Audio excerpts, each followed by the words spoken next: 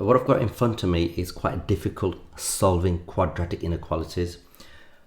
Before you watch this video, you need to get yourself familiar with solving quadratic inequalities. I've made videos on this previous to this one. Alright, first of all, I need to focus on this bit, this inequality first. What I'm going to do is expand the bracket. It's double brackets there.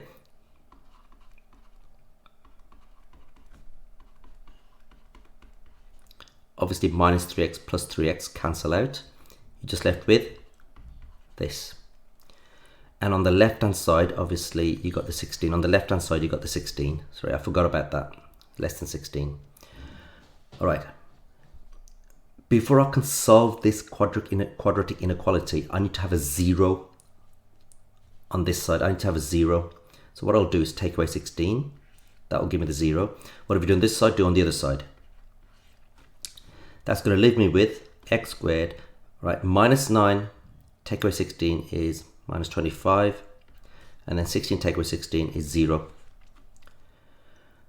Now you'll notice x squared minus 25 is difference between two squares, right? That's another topic that I've covered in previous videos. Difference between two squares. X squared, well, that's a square number. 25 is a square number, and the minus means difference. Difference between two squares.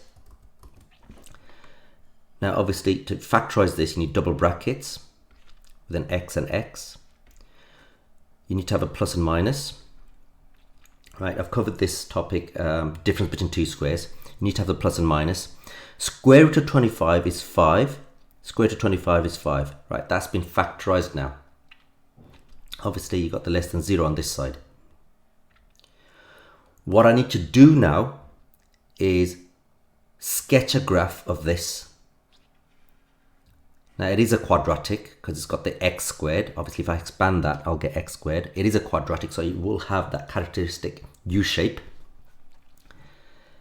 And it's in its factorized form. It'll be helpful to find out where the quadratic graph crosses the x-axis, the x-intercept.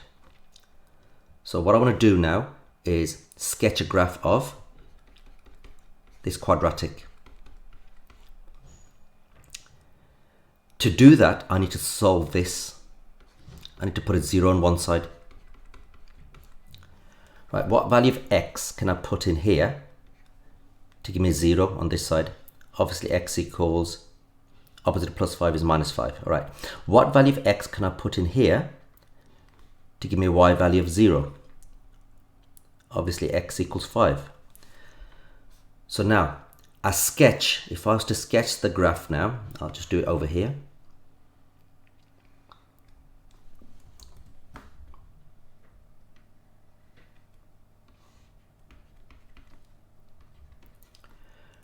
Right, it's obviously got a U shape.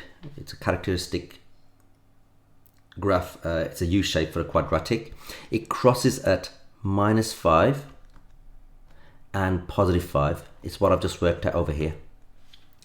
It's got its characteristic U shape.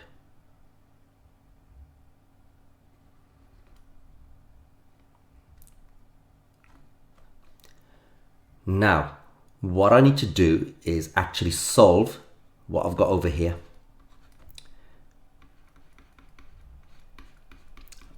This is what I need to solve now, don't I? Okay, if you've now seen my previous video, you'll know what to do. This means less than 0. On the graph, I need to find all the region where the y value is less than 0. It's all of this, isn't it? Below the x-axis. So the corresponding x values are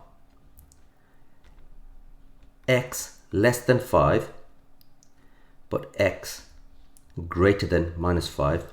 I'm talking about all of this. All of this represents x less than 5, but x greater than minus 5. So I've got one set of answers now.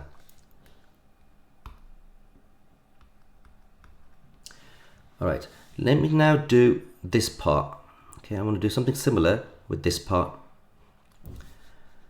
I need to solve this.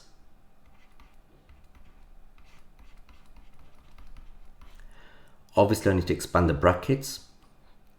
I've already done that. That's going to be x squared minus 9.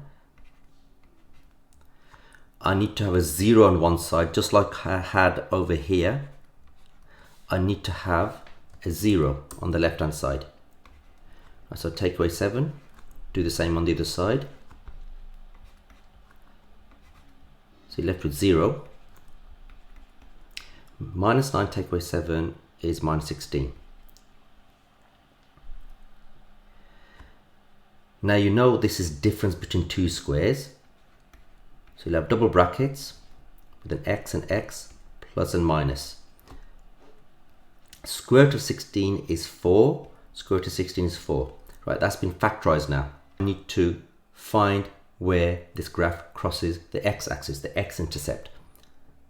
Set this to 0.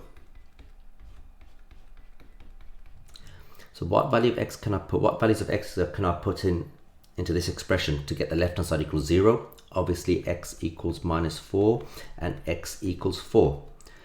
Right, now I can sketch the graph.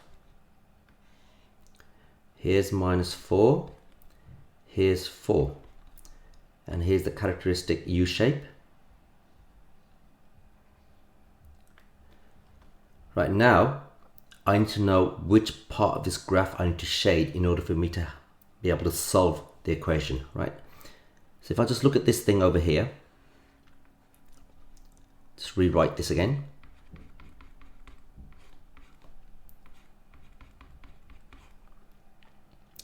If you want, I can, obviously you can see the right hand side is bigger than the left hand side. It's saying here 0 is less than the expression on the right hand side. So if you just flip that the other way, it might be helpful. So remember, the right hand side is obviously bigger. So I can represent it this way. It's bigger, greater than 0. Now I need to know which part of the graph I need to shade. It's saying here bigger than 0. All the values of y's that are bigger, greater than 0. It's all of this, isn't it? And this. Everything here has a y value bigger than 0. So the corresponding x values are these along here and here. So that's x bigger than 4 and x over here, x less than minus 4. That's the other set of answers. So the full answers are, well, it's these and these ones as well, right? That answers the question over here.